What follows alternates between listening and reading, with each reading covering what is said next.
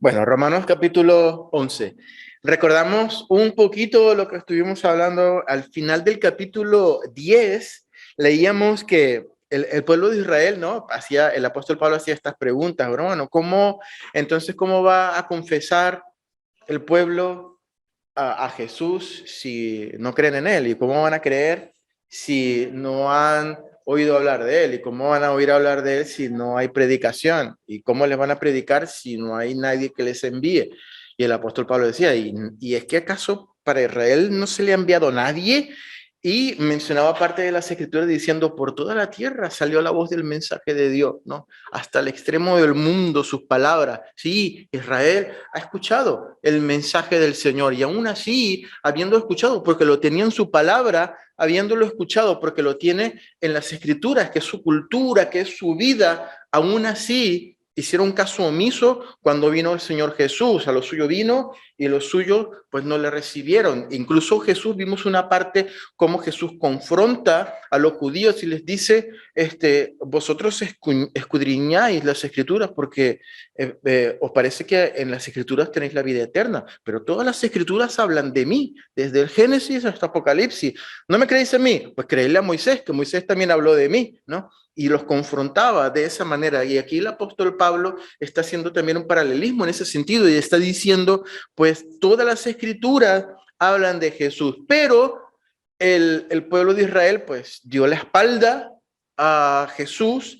Para él incluso fue piedra de tropiezo, ¿no? Y el capítulo 10 pues termina diciendo, todo el día, ¿no? Extendí mis manos a un pueblo rebelde y contradictor, ¿no? Terminando así ese capítulo, podríamos pensar, pues ¿qué le pasará?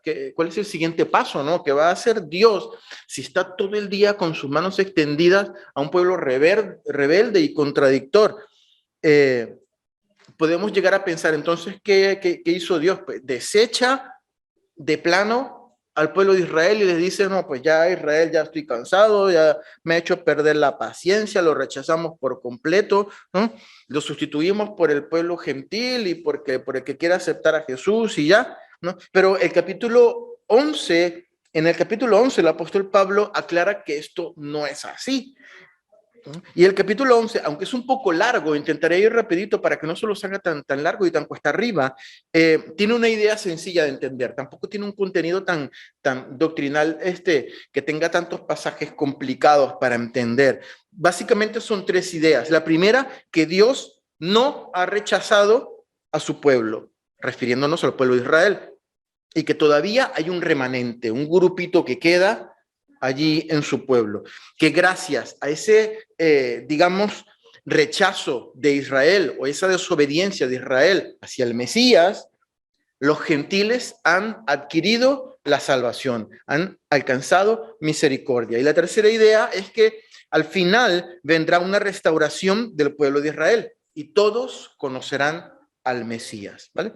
Y comenzamos en el versículo 1 y dice, digo pues, ¿ha desechado Dios a su pueblo? Aquí está hablando del pueblo de Israel, entre paréntesis. La respuesta viene a continuación, en ninguna manera, a pesar de que terminamos diciendo en el capítulo 10, todo el día tenía mis manos extendidas a un pueblo rebelde y contradictor. Entonces, ¿qué hace? Entonces, por el hecho de estar todo el tiempo, dale que te dale, el pueblo de Israel desobedeciendo, lo ha rechazado o lo ha desechado. ¿Ha desechado Dios a su pueblo? Y el apóstol Pablo responde, en ninguna manera, porque yo también soy israelita, de la descendencia de Abraham, de la tribu de Benjamín, ¿no? Eso no quiere decir que Dios haya rechazado a su pueblo, lo que hablaba anteriormente el apóstol Pablo en el capítulo 10. Eh, Todas aquellas, ¿qué podemos entender con desechar al pueblo de Israel? Pues probablemente coger todas esas cosas que nosotros leímos que Israel tenía como ese bagaje, como ese equipaje espiritual o divino de esos regalos que Dios le había dado. ¿Cuáles eran? Pues el culto, la ley, los profetas,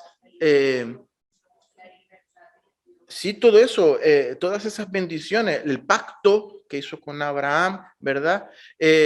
Los patriarcas, Y al final leíamos también, y de Israel también vino el Mesías, todas esas cosas maravillosas. ¿Qué hacemos hecho? Qué hacemos con eso? ¿Lo desechamos, lo anulamos y se acabó? Y el apóstol Pablo dice que no, en ninguna manera. Dios tiene en Israel todavía una mirada especial puesta. Y Pablo pone el ejemplo de su persona en el versículo 1. Yo mismo soy israelita. Yo soy parte de este remanente que el apóstol Pablo mencionará en los versículos siguientes. Soy de la tribu de Benjamín, descendiente directo de Abraham. Versículo 2. No ha desechado Dios a su pueblo, al cual desde antes conoció. Esta es una afirmación categórica. ¿O no sabéis que dice Elías de la Escritura? ¿Cómo invoca a Dios contra Israel diciendo, Señor, a tus profetas han dado muerte y tus altares han derribado y solo yo he quedado y procuran matarme? Pero, ¿qué le dice la divina respuesta? O sea, ¿qué le responde Dios cuando hay un Elías, un profeta que habla de parte de Dios y lo están buscando para matarle? En este pasaje del libro de los Reyes, capítulo 19, dice la palabra que Elías, el profeta, estaba escondido en una cueva porque estaban buscando para matarlo, ¿no? Y él decía, pero bueno, tú ves, todo Israel está matando a los profetas. El profeta significaba la palabra de Dios para el pueblo, la guianza espiritual. Y yo, que soy el que quedo, me están buscando para matarme. O sea, ¿qué esperanza puede tener Israel? ¿Y qué le responde Dios? El mismo Pablo lo está recordando aquí en el capítulo 11. Pero ¿qué dice la respuesta divina? Me he reservado 7,000 hombres que no han doblado la rodilla delante del Dios Baal. No, no, no. Ojo, Pablo, hay un remanente, no se han perdido todos. Todavía hay un grupo que permanece fiel. No te creas que Elías, que esto es así, que están buscando todo para matarte, ¿no? Y eso lo podemos encontrar, pues, si lo quieren por allí tener presente en Primero de Reyes, capítulo 19, ¿no? Y en el versículo 5 sigue diciendo, así también, aún en este tiempo, dice el apóstol Pablo, ha quedado un remanente escogido por gracia. Hay un grupito que se ha salido del Israel que ha rechazado el Mesías y que está allí. Este remanente ha sido elegido por la gracia de Dios. Y lo confirmamos en el versículo 6. Versículo 6. Y si por gracia, ya no es por obras. De otra manera, la gracia ya no es gracia. Y si por obras ya no es gracia, de otra manera, la obra ya no es obra. Es un poquito un juego de palabras que el apóstol Pablo hace allí, pero básicamente lo que hace es reforzar la idea un par de veces, ¿no? Simplemente lo que dice es que es por gracia de Dios, por elección divina, y no es por algo que haya hecho o haya dejado hacer ese remanente o Israel, ¿no? Versículo 7. ¿Qué pues? Lo que buscaba Israel no lo ha alcanzado. ¿Se recuerdan la idea de que el pueblo de Israel iba detrás de la justicia por medio de cumplir las obras de la ley y que esa justicia no la había alcanzado y el pueblo que no era pueblo sí alcanzó la justicia por medio de la fe en Jesús? Es a lo que se está refiriendo aquí. Lo que buscaba Israel no lo ha alcanzado, pero los escogidos sí lo han alcanzado y los demás fueron endurecidos. Sí, aquí hay un tinte de predestinación, ¿no? De los que hablábamos un poquito hace unas semanas, ¿no? La justicia que Israel buscaba no la alcanzaba porque la buscaba a través de las obras de la ley, ¿no? Eso lo hemos estudiado en capítulos anteriores. Y ese remanente escogido por la gracia de Dios sí que lo ha alcanzado, ¿no? Ese remanente, cuando la Biblia habla de remanente, se refiere a esos israelitas que no le dieron la espalda al Mesías, aún formando parte del pueblo de Israel, no le dieron la espalda al Mesías. Y obviamente también aquellos gentiles, porque formamos parte también del pueblo de Dios, que hemos aceptado a Jesús. Versículo 8, como está escrito, Dios les dio un espíritu de estupor, ojos con que no vean y oídos con que no oigan hasta el día de hoy. Y David dice, se ha vuelto su convite en trampa y en red, en tropezadero y en retribución. Esto que acabamos de leer de leer, es la posición o es la situación en la que se encuentra hoy en día el pueblo de Israel. Lo que Dios ha puesto sobre Israel, lo dice aquí la palabra, son ojos con los que no pueden ver, oídos con los que no pueden oír. Hasta el día de hoy, dice la palabra, ¿no? Esta semana, mientras estaba meditando en el capítulo 11 y leía pues comentarios de aquí y de allá, y lo leía y lo releía en diferentes versiones de la palabra, buscaba el significado de las palabras, y es más o menos lo que yo hago cuando voy preparando esto. Se me atravesó no una entrevista, era sí, algo así como una entrevista o una charla que estaba dando un rabino explicando las razones de por qué Jesús no era el Mesías. Entonces, él cogía porciones de la palabra, de las escrituras, y decía, mira, por esto y por esto y por esto, y lo leía, por esto que Jesús no es el Mesías. Y también se basaba mucho en rabinos, en enseñanzas de rabinos muy reconocidos y muy famosos para el pueblo de Israel. Y el rabino tal que vivió del año tal al año tal dice y explicaba, esta es la interpretación de esta parte de la palabra, aquí no se puede aplicar al Mesías porque tal y qué sé yo. O sea, decía cosas muy curiosas, ¿no? Recuerdo que entre las cosas que decía, que era un argumento que yo ya lo había escuchado, era que Jesús no podía ser el Mesías porque Jesús tenía que ser hijo de David, tenía que ser del linaje de David. Y aunque María es del linaje de David, si él dice, si asumimos que Jesús es hijo del Espíritu Santo, pues el Espíritu Santo es el papá. Entonces el Espíritu Santo no es hijo de David. Entonces Jesús no puede ser el Mesías. Tiene que venir de papá, de hijo de David, ¿no? Y así un montón de cosas, ¿no? Y explicaba y explicaba. Y yo pensaba, bueno, este señor está diciendo que esta interpretación, que es la suya y es de tantos rabinos, ¿no? Entendidos hebreos que explican, y nosotros podemos pensar, vamos a ver, ¿quién mejor que los judíos, que los hebreos, que ellos conocen el idioma? O sea, nosotros hebreos, ¿qué podemos conocer de hebreo? 2, 3 palabras que hemos escuchado durante nuestra vida cristiana, ¿no? Pero ellos conocen el idioma. El hebreo es un idioma que se había perdido y Israel lo rescató. Impresionante, ¿no? Lo que ha pasado, pero es muy parecido a lo que se hablaba en, en, en la Biblia, ¿no? Con este idioma, ¿no? Y podemos decir, esta gente conoce el idioma, conocen las profecías mejor que nadie, ¿no? Ellos, la Biblia forma parte de su cultura, ¿no? Ellos lo estudian desde niño. Nosotros conocemos de la Biblia, en la mayoría de nosotros, las películas que vemos en Semana Santa y eso, y después algunas cosas las leemos en la Biblia, ay, mira lo que dice y tal. Mire, yo que pensaba que María Magdalena era una prostituta, resulta que no, porque es lo que nos consumimos. Pero ellos leen la Biblia desde niño, forma parte de su cultura. Entonces podemos pensar, ¿quién mejor que esta gente para interpretar correctamente lo que la escritura dice, ¿no? Ellos, a ellos, recordamos, les ha sido dado el culto, las promesas, el pacto, los patriarcas. O sea, ¿quién mejor que ellos para entender las escrituras, ¿no? Y esto podría ser un buen argumento si lo contrastamos con el hecho de que nosotros no sabemos prácticamente nada de las escrituras, ¿no? Pero aunque en cuanto a argumentación parece ser o parecería, entre comillas, que ellos tienen todas las de ganar, yo me encuentro con un detalle en las escrituras que lo acabamos de leer. Dice, no el Nuevo Testamento, eso lo dice el Antiguo Testamento, la Torá incluso en Deuteronomio lo vuelve a repetir. En los profetas del Antiguo Testamento, que Dios les ha dado a Israel un espíritu de estupor. ¿Sabéis lo que es estupor? Estupor tiene dos significados en español, que no es lo mismo estupor que es por tú. Decía un amigo mío, es un chiste tonto, pero tenía que decirlo porque me gusta mucho.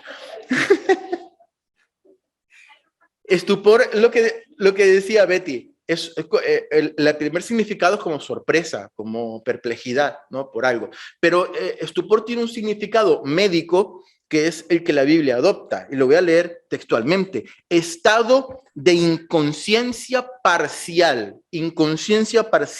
caracterizado por una disminución de la actividad de las funciones mentales y físicas y de la capacidad de respuesta a los estímulos, lo que viene siendo un atontado, más o menos, ¿no?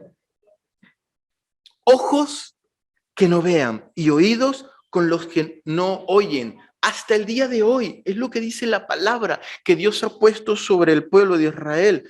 Es decir, la palabra misma, el Antiguo Testamento, está descalificando a todos esos rabinos y a todos esos estudiosos de la palabra como intérpretes de la Biblia, porque la misma Biblia le está diciendo: yo te he puesto a ti ojos para que no veas, oídos con los que no puedas oír, estupor tienes tú, estás atontado, no vas a poder entender, por más que leas, no lo vas a poder entender. Entonces yo veo que por mucho que ellos quieran explicar las escrituras y las profecías y que Jesús no es el Mesías, ¿cómo lo van a entender si la misma Biblia, si la misma palabra dice que hay sobre este pueblo un espíritu de estupor?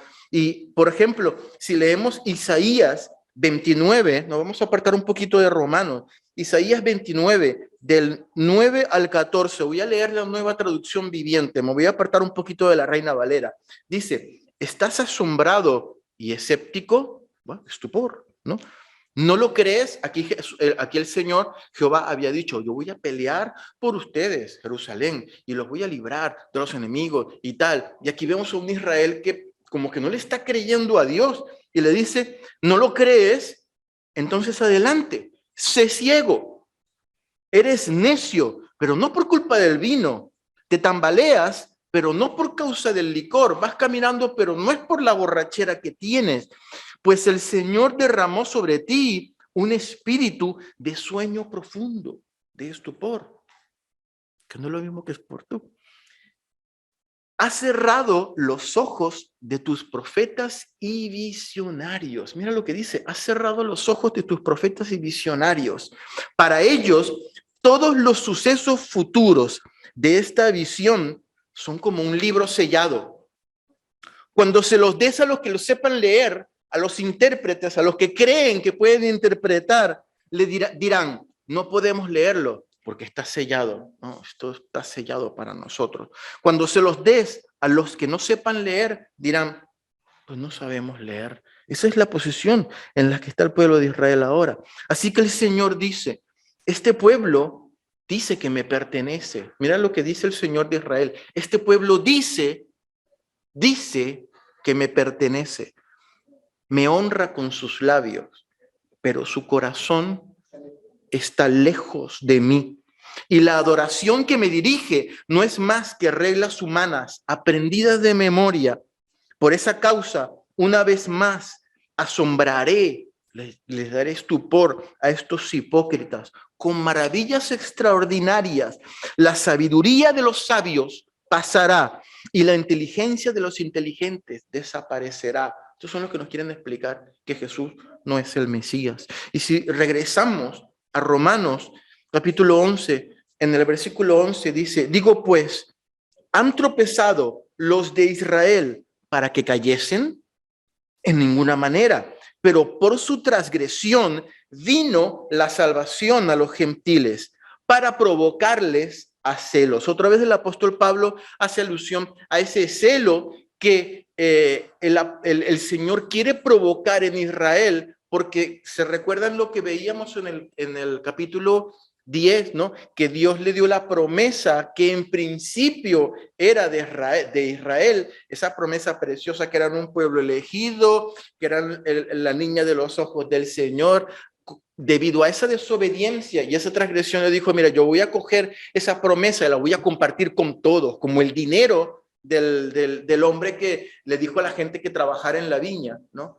Entonces el israelita puede decir: pero Señor, yo fui el que recibí la promesa, yo estoy circuncidado, yo tengo cositas aquí que me están colgando, me pongo el gorrito, me sé la ley de tapa a tapa, y ahora tú vienes y les regalas tus promesas a estos incircuncisos, a estos que nunca han sido pueblo. Y allí el apóstol Pablo está diciendo, el Señor está queriendo despertar, aunque sea a través del celo, al pueblo de Israel para que lleguen a alcanzar misericordia.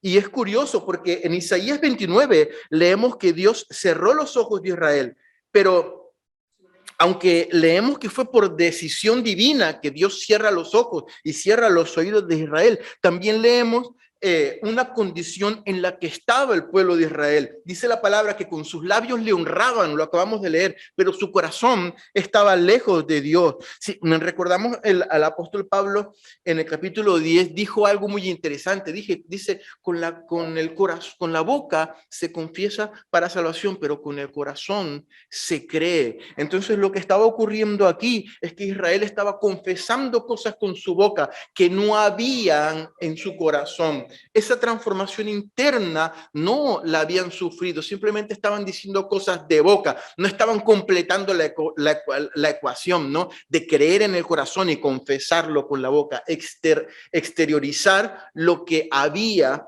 en el corazón. Eran cosas aprendidas de memoria, sin una convicción interna, ¿no? Y puede ser que esa haya sido la actitud que Dios vio en el pueblo de Israel y por eso los entregó a un sueño profundo. Vosotros estáis viendo que yo estoy peleando y no lo queréis creer.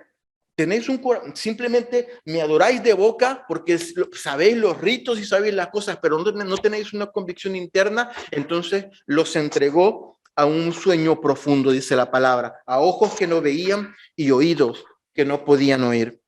Este sueño, este estupor que tenía el pueblo de Israel fue el que llevó a crucificar a Jesús, ¿no? Ellos no entendieron lo que Jesús había venido a hacer, ¿no? Leíamos también que Jesús mismo le dijo a los judíos que toda la escritura hablaba de él, ya lo hemos leído antes, ¿no? Que Moisés habló de él y aún así ellos no entendieron y lo llevaron hasta la cruz. Versículo 12. Y si su transgresión es la riqueza del mundo y su defección, está hablando de Israel, la riqueza de los gentiles, ¿cuánto más su plena restauración? Aquí el apóstol Pablo está haciendo una comparación, ¿no? Si el mal hacer, si la transgresión del pueblo judío se convirtió en una bendición para el pueblo gentil, porque gracias a esa desobediencia nosotros alcanzamos misericordia, ¿no? Y riqueza para el mundo, imagínense cuánto más será la bendición cuando el pueblo de Israel sea restaurado. Aquí el apóstol Pablo comienza a introducir unos conceptos que son nuevos para nosotros y probablemente nuevos para los romanos. Es un misterio revelado que el apóstol Pablo dirá un poco más adelante, que va a llegar un momento en que Dios va a tener un trato especial con el pueblo de Israel y va a ocurrir una restauración allí. Versículo 13, porque a vosotros hablo, gentiles. Aquí Pablo se está dirigiendo a los gentiles. Por cuanto yo soy apóstol a los gentiles, honro mi ministerio, ¿no? Aunque en el capítulo 10, el capítulo 9, Pablo hablaba y enmarcaba casi todo lo que estaba diciendo en cuanto a Israel, aquí le está hablando directamente y lo está diciendo a los gentiles, porque recordemos que en Roma habían creyentes judíos y creyentes también griegos, creyentes gentiles. Versículo 14, por si en alguna manera pueda provocar a celos a los de mi sangre y hacer salvos a algunos de ellos. Pues yo soy israelita. Siendo yo israelita, estoy predicando a los gentiles. Por si acaso, ¿no? Cuando los de mi raza, cuando mi gente me vea, les dé un poquito de celos y si puedo provocar un poquito de celos a ellos, igual puedo alcanzar a algunos de mis paisanos, de mi sangre, de mi gente, ¿no? Versículo 15, porque si su exclusión, si el hecho de ser excluidos significa la reconciliación del mundo, ¿qué será su admisión sino la vida de entre los muertos? La idea de este versículo es parecida a la del versículo 12, ¿no? Si el haber excluido a Israel significa la reconciliación para todo el mundo, imagínense cómo será cuando los judíos sean aceptados nuevamente, ¿no? El apóstol Pablo lo define como vida de entre los muertos, ¿no?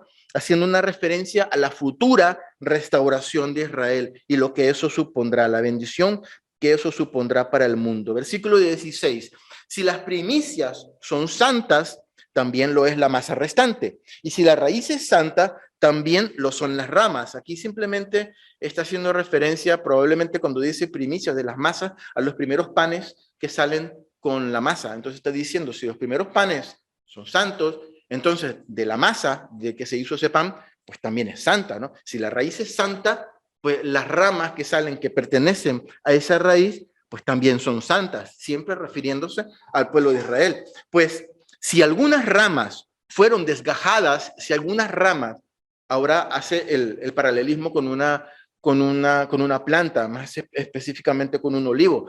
Si algunas ramas del olivo fueron quitadas, arrancadas por su desobediencia, ¿no? Dios las arrancó.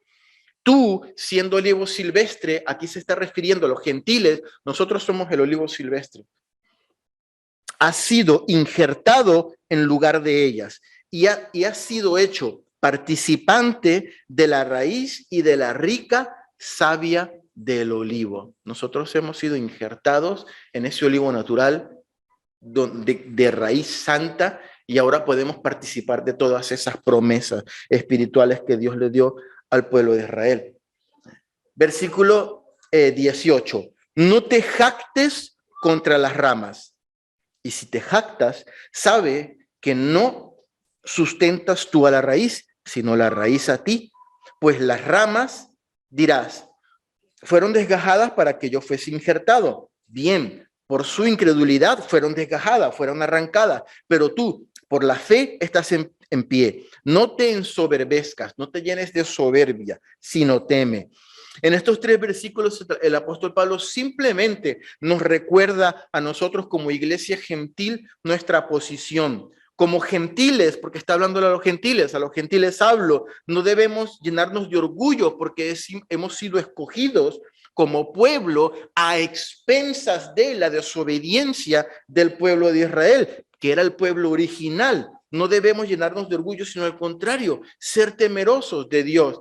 Y sentirnos como estar en bendición de haber sido insertados en ese olivo original, ¿no? Porque si Dios, versículo 21, no perdonó a las ramas naturales del olivo natural, si desobedecieron, no los perdonó y los arrancó, a ti tampoco te perdonará. Mira pues la bondad y la severidad de Dios. La severidad ciertamente para con los que cayeron, pero la bondad para contigo. O sea, Dios fue severo para quienes desobedecieron, pero bondad para con nosotros. Si permaneces en esa bondad, pues de otra manera tú también serás cortado. Dios no perdonó a las ramas naturales que desobedecieron. Por su incredulidad fueron arrancadas, fueron desgajadas, ¿no?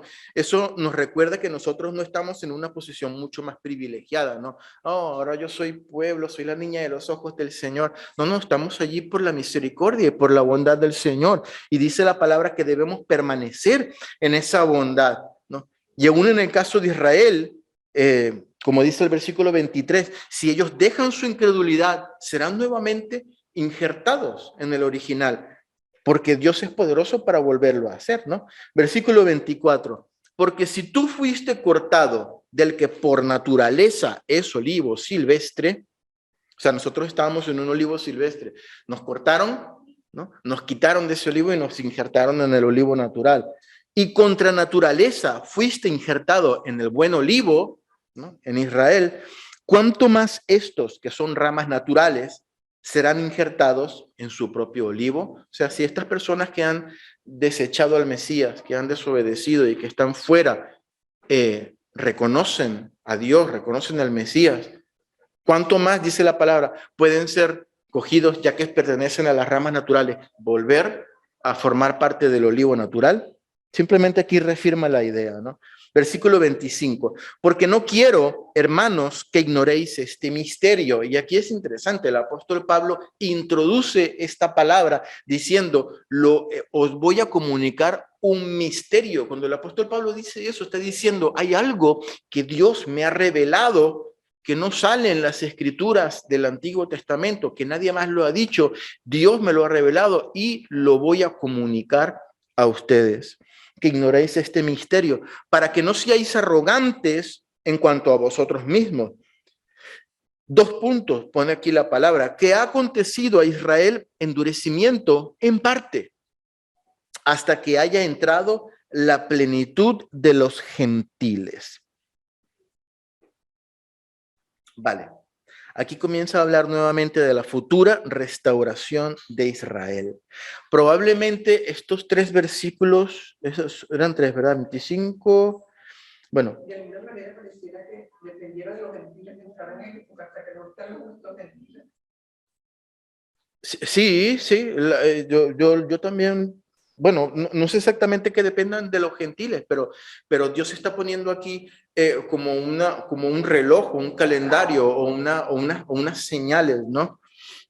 Hay un versículo, me recordé lo que tú estás diciendo, hay un versículo precioso en primera los Corintios, ahora no recuerdo cuál es, pero es un versículo que utilizan mucho las personas que, que denigran a Jesús, que lo bajan de nivel, y porque la Biblia dice que Jesús, o sea, que Dios puso todas las cosas a los pies de Cristo, ¿no?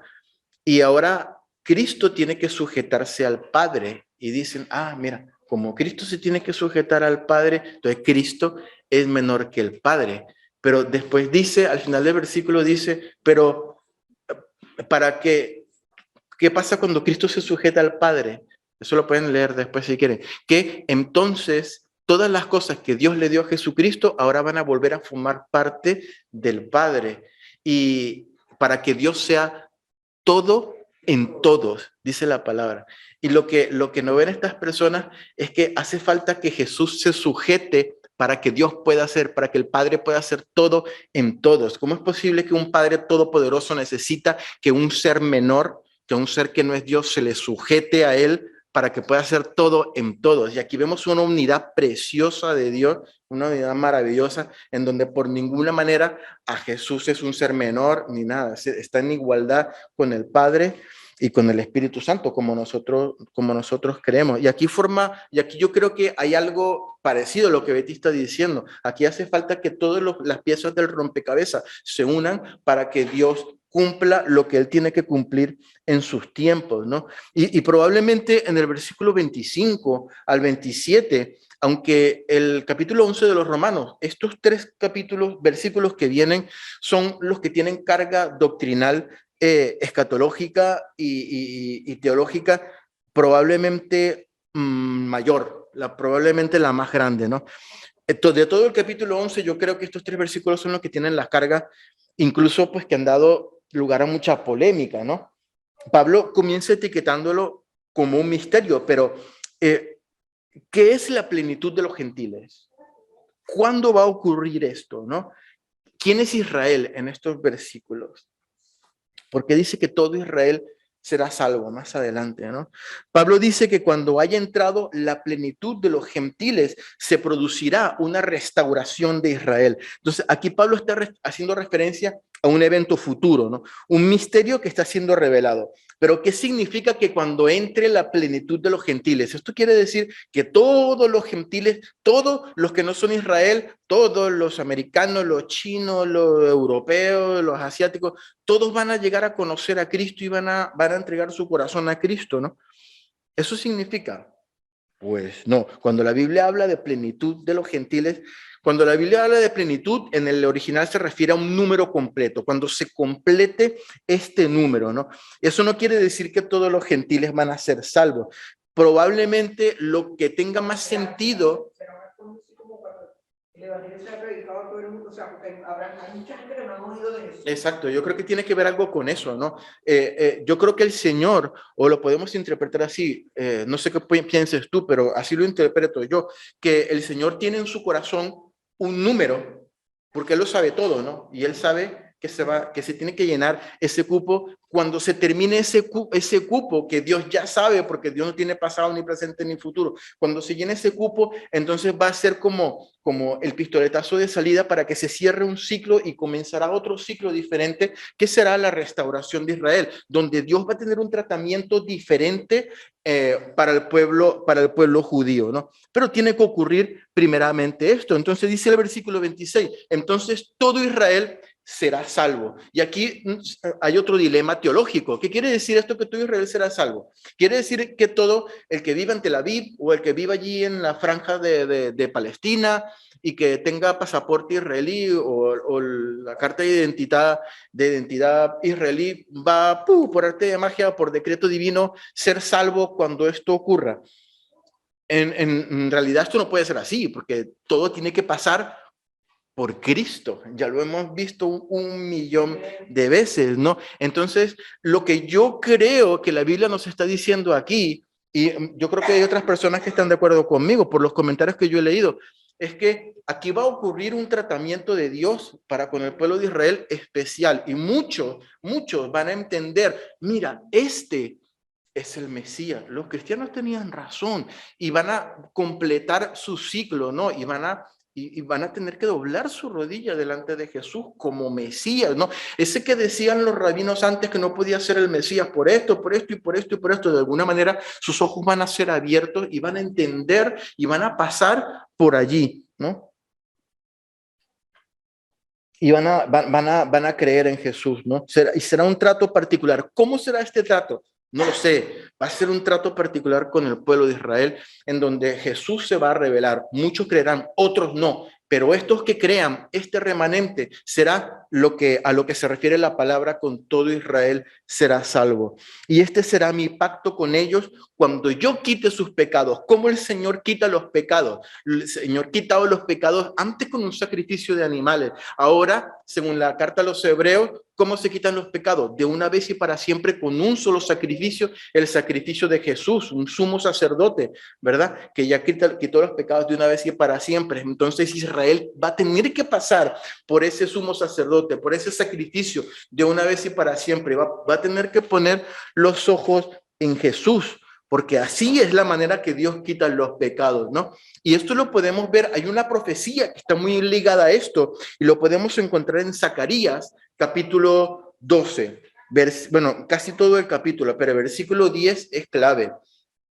Zacarías, de los últimos libros proféticos de la Biblia, Mateo, Malaquías, Zacarías, creo que es el anterior, dice, versículo 10, derramaré sobre la casa de David, ¿de quién está hablando? De Israel, la casa de David, y sobre los moradores de Jerusalén, está hablando de Israel, 12:10, espíritu de gracia y de oración, y mirarán a mí, al que traspasaron. ¿A quién traspasaron? Se me pone la piel de gallina, porque los que antes tenían esos ojos cerrados, porque tenían estupor, porque tenían sueño, porque tenían ojos y no veían, ahora van a tener que verlo al Mesías allí. Mirarán a mí, al que traspasaron. Es la única manera que ese remanente va a poder conseguir la salvación. Y llorarán como se llora por un hijo unigénito, afligiéndose por él como quien se aflige por el primogénito. ¿Cómo van a sentir dolor cuando digamos, pues mira todo lo que ha pasado Jesús y todo el tiempo que pasó y no creemos en él? Mirarán al que traspasaron. Versículo 28 de Romanos 11. Así, en cuanto al evangelio, son enemigos por causa de vosotros, pero en cuanto a la elección, son amados por causa de los padres. Obviamente existe una enemistad desde el punto de vista del evangelio para los judíos, porque el evangelio pasa por Jesús y Jesús era la piedra de tropiezo para los judíos. Pero en cuanto, dice la palabra, en cuanto a la elección, ¿no? ¿Se acuerdan lo que vimos de que el Señor eligió a Jacob y aborreció a Esaú?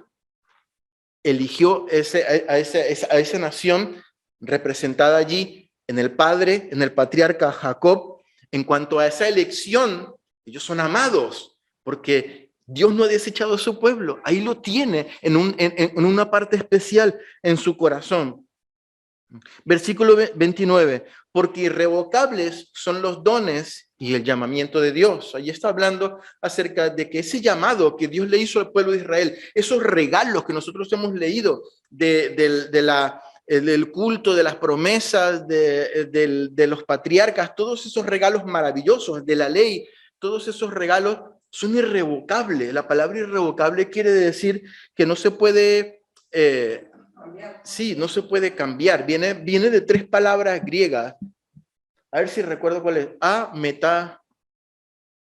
Ahora no recuerdo la palabra, la estuve estudiando yo. Significa, pues, que no se puede cambiar la decisión que se tomó en su momento, ¿no? Que no se puede cambiar la manera de concebirlo que se hizo en su momento. Los dones y el llamamiento de Dios para con Israel. No hay posibilidad de cambio en cuanto a la manera de pensar. Versículo 30. Pues, como vosotros también en otro tiempo, hasta hablando de los gentiles, nosotros, aquí levantamos la mano nosotros, como nosotros también en otro tiempo eres desobedientes a Dios, pero ahora habéis alcanzado misericordia por la desobediencia de ellos, porque Israel desobedeció, ahora nosotros alcanzamos misericordia. Versículo 31. Así también estos ahora han sido desobedientes, los judíos, para que por la misericordia concedida a vosotros, ellos también alcancen misericordia. Mira qué curioso. No. Está el pueblo de Israel, fue desobediente y perdió la misericordia. Y nosotros, gracias a esa desobediencia, alcanzamos misericordia. Pero ahora, por la misericordia que nosotros hemos alcanzado, el pueblo que fue desobediente, el pueblo judío, puede volver a alcanzar misericordia. El pueblo de Israel puede alcanzar misericordia. Es como un juego de palabras. Y se vuelve loco uno si quiere pensar un poco esto, ¿no? Desobedece. Sí, desobedece y por esa desobediencia otro pueblo que no era pueblo alcanza misericordia. Y gracias a la misericordia que alcanza ese pueblo que no era pueblo, ahora el pueblo que sí era pueblo puede alcanzar nuevamente misericordia, ¿no? Porque Dios sujetó a todos en desobediencia para tener misericordia de todos. Antes vimos predestinación. Aquí arminianismo 100%. Dios tiene para tener misericordia de todos. De todo. Aquí, cuando dice Dios sujetó a todos en desobediencia, viene a significar algo así como Dios nos igualó a todos, judíos y gentiles, nos metió en el paquete de la desobediencia. Aquí todos han desobedecido, ¿no? Como común denominador, tanto israelitas como gentiles, para poder meterlos, para poder coger todo ese paquete en uno solo y decir, a todos estos desobedientes, yo los arropo en mi misericordia, aleluya, ¿no? Para poder hacer tener misericordia de todos. Y si te parece un poquito confuso lo que acabamos de hablar, eso de que primero tenía misericordia, después nosotros alcanzamos misericordia, pero gracias a esa misericordia, el pueblo que si era pueblo antes alcanza misericordia por una misericordia que alcanzó el pueblo que no era pueblo. Si te parece un poco confuso eso, yo estoy casi seguro que el apóstol Pablo también le parecía un poco confuso y que no, aunque fue revelado y lo escribió, no lo entendía al 100%. Él mismo lo dice en el versículo 33. Mira lo que dice la palabra. Y con esto concluimos el capítulo 11. Oh profundidad de las riquezas, de la sabiduría y de la ciencia de Dios. Oh profundidad de las riquezas, de la sabiduría y de la ciencia, del conocimiento de Dios. Qué profundo y qué rico es la sabiduría y el conocimiento de Dios. Cuán insondables son sus juicios e inescrutables sus caminos. Aquí el apóstol Pablo está diciendo, esto supera cualquier conocimiento que podamos tener. Porque ¿quién entendió la mente del Señor? ¿O quién fue su consejero? ¿O quién le dio a él primero para que le fuese recompensado? Porque de él, por él y para él son todas las cosas. A él sea la gloria por los siglos de los siglos. Amén. Si esto es un poquito confuso, lo que el Señor está haciendo o lo que el Señor quiere hacer y cómo el Señor quiere cerrar este ciclo de los tiempos, forman parte de la mente profunda y maravillosa del Señor, muy lejana de la que nosotros tenemos. Difícil de entender, imposible.